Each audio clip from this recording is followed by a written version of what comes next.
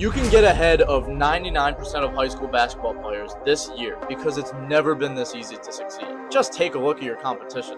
They scroll for 7 hours a day, they party on the weekends, and they only kind of want to be successful.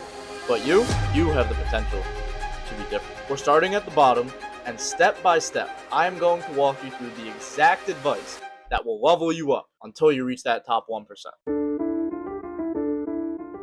You ever heard the quote, if you can't fly, run. If you can't run, walk. And if you can't walk, crawl. When it comes to basketball, a lot of players want to just fly right away. Sometimes literally. But if you don't know how to fly, let alone walk, that's going to be a tough landing. So we need to set the foundation for ourselves. It's boring and tedious, but the fundamentals are what will propel you forward so you can bag higher level skills. Once you get the basics down, then you can start experimenting and adding new moves to your bag and creating your own unique play style. But you gotta master the basics first. The fundamentals are a collection of core basketball skills that every player needs, no matter what position they are or their level of play. If I had to give a roadmap to a basketball beginner, these are the fundamental skills that I would teach them. How to shoot a basketball with maximum comfortability, speed, and accuracy. 2. How to perform an underhand layup and an overhand layup with both hands. Number 3, footwork without dribbling the basketball. For example, jab steps and pivots. Number 4, how to shift your weight from one side of your body to the other quickly. And number 5, how to position yourself on defense and play without crossing your feet. This might not seem like that many skills, however, the subsets of each of the fundamental skills will carry over to the rest of their game. Your game is just like a house. If your foundation is weak, you cannot stand. So master the fundamentals first, then add the decorations. The next 20% of the way there is time management. Manage your time wisely. The amount of training you need to do if you want to perform better than 99% of other high school basketball players is about 10 to 18 hours per week. That's about 2 to 3 hours per day, 5 to 6 days a week. That's not even including weight training. That's just basketball. Now, if you're trying to tell me, we don't have time for all that, let me see if I can help you. If you're just making excuses, I know you won't actually listen to this, but let's break down the average high school or school day. In this example, I am generalizing all of these times for simplicity. Between school and sleep, that already eliminates 14 of our 24 hours in a day. 4 hours spent scrolling on our phones brings us down to 6. 1 hour of homework, 5. Eating, 4. Hygiene, 3. And 2 hours of gaming leaves us with 1 hour left. If you are telling me you don't have time, you are lying to yourself. Even with terrible time management, you still have 1 hour that you can dedicate to basketball training, realistically. Now, that won't get you in the top 1%, but at least it's something. Not to mention, if you remove some of those bad habits like scrolling on your phone, you will save even more time. Now, the problem could also be a lack of energy to train. That means you should do 2 things. Fix your sleep and fix your diet. Go to bed earlier. Eat less sugary and processed foods. Don't eat like crap. Keep it simple. Now let me tell you some of the time management tactics I used when I was training 3 to 4 hours a day, 5 to 6 days a week, and I still managed to get straight A's in high school. And on top of that, I was posting weekly YouTube videos, like the one you're watching right now. If I could give you just one time management tip in high school, it would be this. Finish all of your homework in school. Do your homework during lunch, then eat during your other classes. Last year, I went to the school library every single day during lunch. I also asked one of my algebra teachers to tutor me, and he was able to about 3 times a week. And without his tutoring, shoot, I would not have gotten an A in that class. Shout out to Mr. T. Make a promise to yourself that you will get all of your work done before you get home. If you have downtime in one of your classes, man, do the work from a different class. Some teachers get kind of upset about this, which I never understood. Like, they're like, why are you doing somebody else's work in my class? But like, if you have a teacher that doesn't care, just do it in their class. If you allow your school time to invade your personal life, that becomes a problem. Of course, sometimes you do need to study extra, or you got that one annoying assignment. But if you lock in during the 7 hours of the school day, you will free yourself for the rest of the evening. Number 2 is increase your typing speed. Think about it. If you have a 5,000 word essay, right? Ignoring the time to think and prepare, imagine your typing speed is the average, 40 words per minute. That means you will spend 2 hours just typing. Now let's double your typing speed to 80 words per minute, which is actually really easy to get to. You will split the time in half. Number 3, this is where the discipline really comes in. No fun activities until you accomplish everything. Wait until the end of the day when you do the fun stuff.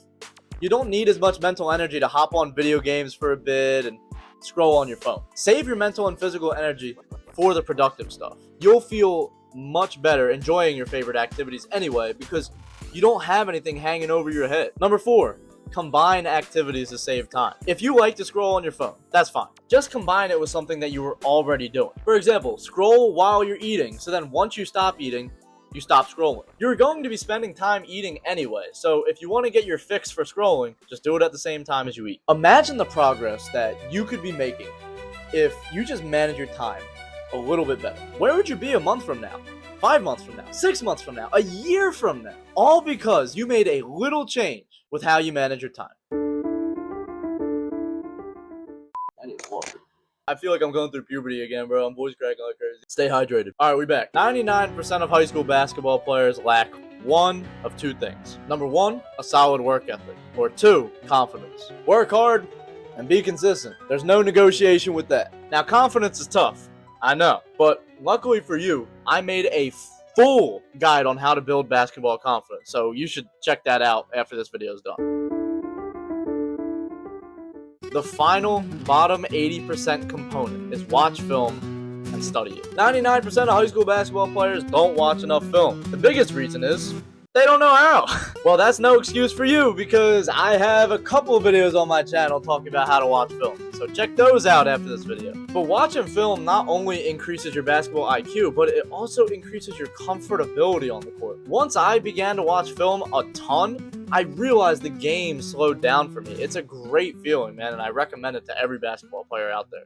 I'm trying to figure out how to describe it. Like, when the game slows down, it feels like you've seen everything before. And it's kind of because you have. Like, when you watch enough film, whatever the defense throws at you, you know how to deal with it. That's actually kind of cool. I guess that's a good way to describe it. Now we're entering the top 20% territory. These 2 components will separate you from the rest. I gotta hydrate again. Hold up. I'm not sponsored by this water brand.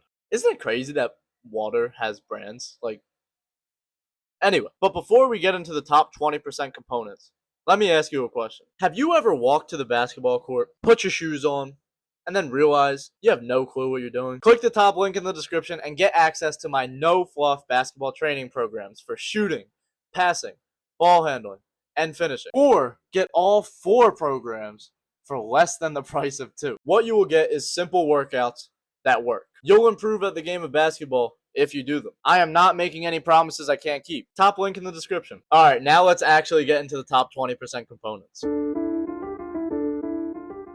The next component is learn how to be a leader. Most high school kids nowadays are afraid of being cringe.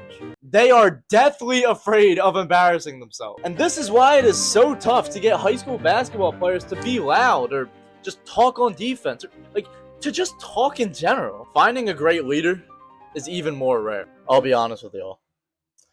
There were moments when I was a cornball trying to lead my team. I had the right intentions, but it came off like a 2000s Disney show. Alright guys, I know we're down by 30, but if we band together as a team, we can still do this! Get out!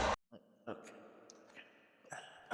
Alright, jokes aside, there's 2 things that I've always had as a player that have made me a leader. The first is an intense desire to win. I wanted not only to win on the scoreboards, but I wanted every single one of my teammates to win within their own minds. I wanted them to be happy with themselves, motivated to work hard, and of course, ultimately, I wanted them to play their best, so then we could win the game. Now, there were times when I felt like a jerk because I had to point out things that I didn't like from my teammates. And unfortunately, that's part of being a leader, not accepting BS. But the one rule I always had for myself when it came to telling people to do something was I can never tell somebody to do something if I didn't already do it. Leading by example is crucial. If I tell one of my teammates to dive on the floor for a loose ball, Lord knows, I've done it countless times. The difference between a leader and somebody that just bosses other people around is that the leader is in the trenches with the rest of his team. And the second thing that made me a leader was that I did not care that people would judge me or make fun of me or my will to win. That's the one thing I never got upset about when people made fun of me. They can make fun of other things, and I might have taken it personally back in the day, but that was the one thing that I've always held strong. If you have an intense desire to win like me, don't ever let people change that part of you. Losers are very quick to make fun of winners if winners don't go about winning in the perfect way. And quick reminder, there is no perfect way. I knew that my leadership may have been corny at times. You know, one of my teammates once said to me, "You know, Mark, sometimes your speeches were corny, but they helped me every single time." And that meant the world to me. Making an impact was all I wanted. Even now, after high school basketball, some of my teammates still hit me up for leadership advice. Be the leader you have the potential to be. Find your own unique style and lift up your team. Now, would you believe me if I told you that the last 10% component I'm about to tell you is of more value than all of the other components combined? The last 10% is to have faith in Jesus Christ. Matthew 17:20. Truly I tell you, if you have faith as small as a grain of a mustard seed, you can say to this mountain, "Move from here to there," and it will move. Nothing will be impossible for you. Amen. Now that you know how to get ahead of 99% of high school basketball players, click this video to learn how to play in games like you practice. But as always, keep God first. Stay blessed, bro.